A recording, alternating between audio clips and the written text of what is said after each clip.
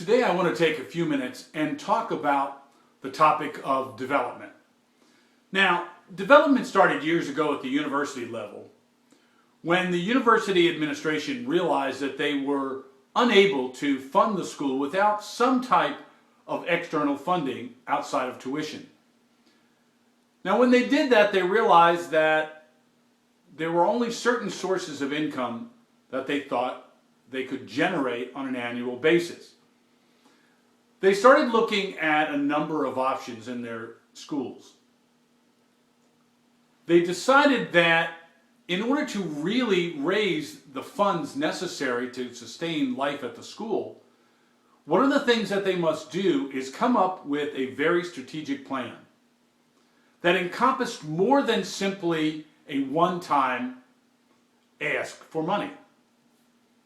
Now, today, that development office at most universities has changed into the Office of Institutional Advancement and incorporates more than just raising funds. It includes marketing. It includes selling the institution and the vision and the mission of that institution on a daily basis.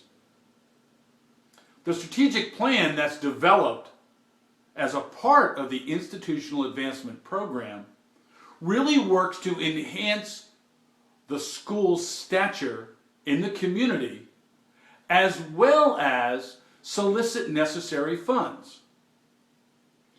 Now, in most cases at the elementary and middle school level today, most fundraising is the PTA doing a bake sale, or perhaps you will be doing a candy drive or selling some type of pizza or gift paper wrap.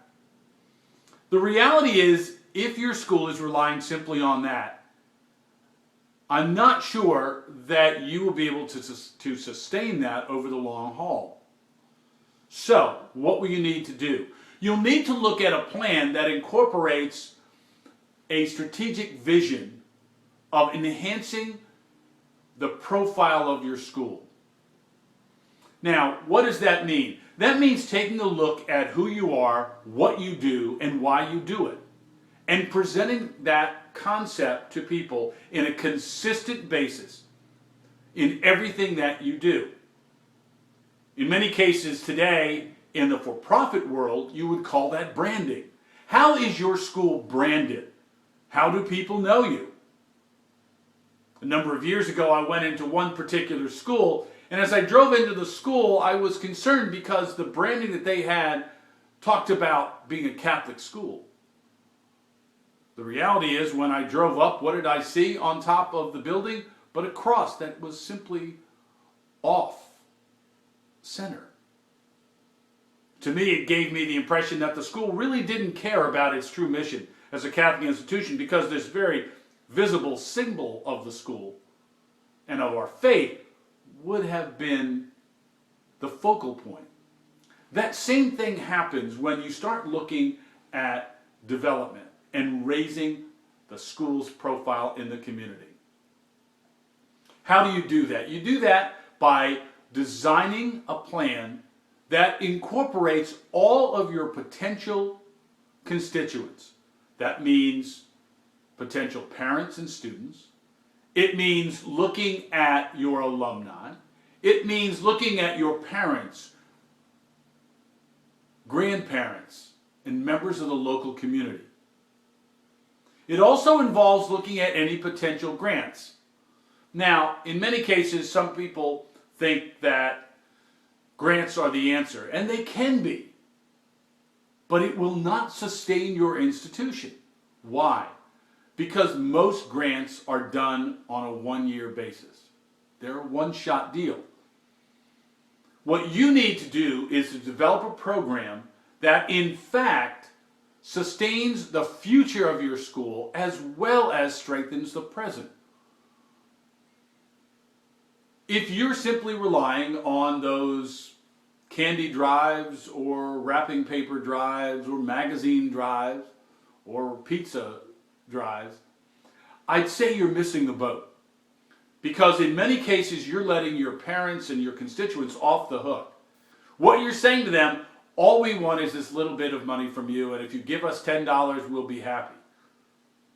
$10 is not going to help your school in the long run. You need to build the funding levels to the point where your tuition can be reduced. Now, in the center of the country, several years ago, Bishop had a great idea. He said that in order to sustain our schools, we needed to make sure that tuition was affordable. In fact, I don't want people paying for tuition at our schools. So he developed a plan for his diocese that funded schools not just for 1 year, but for the next 25 to 30 years. He built an endowment by going out to members of the community, to former graduates of the school. He built a plan and said, this is important. If it's important, I will need your help. If we are going to keep these institutions alive, therefore, come join us. Invest in the future of Catholic education. If you're selling candy or wrapping paper, you're not really asking people to invest in your institution. You're asking them to invest in candy or wrapping paper or pizza or magazines. The other part of institutional advancement is to develop a list of potential contributors. To start doing prospect research. Now, I know that many people will say, that's nice, but I'm a principal. I don't have the time for that. My response is, if you do not have time for that, then you probably will not have the time to sit in that office and run that institution, because you will not have the funding. Unless you live in an area where people can pay $10, $12, $14, $15, $20,000 a year, you will not be able to keep your school running. All of our schools have graduates that have become successful. What are you doing as an institution to cultivate those donors, to keep them involved in your school? We often hear people talk about stakeholders. What are you doing to involve those stakeholders in not just the present, but in the future of your institution? That's what you need to focus on. That's what your development program must focus on. In the coming weeks, we'll talk more about concepts regarding annual funds, regarding capital campaigns, regarding marketing. Because all of those are part of a development program, a program that advances your institution. I hope these general thoughts help. If you have any questions, as always, please feel free to contact me and I'll get back to you as soon as possible. I appreciate it and have a good day.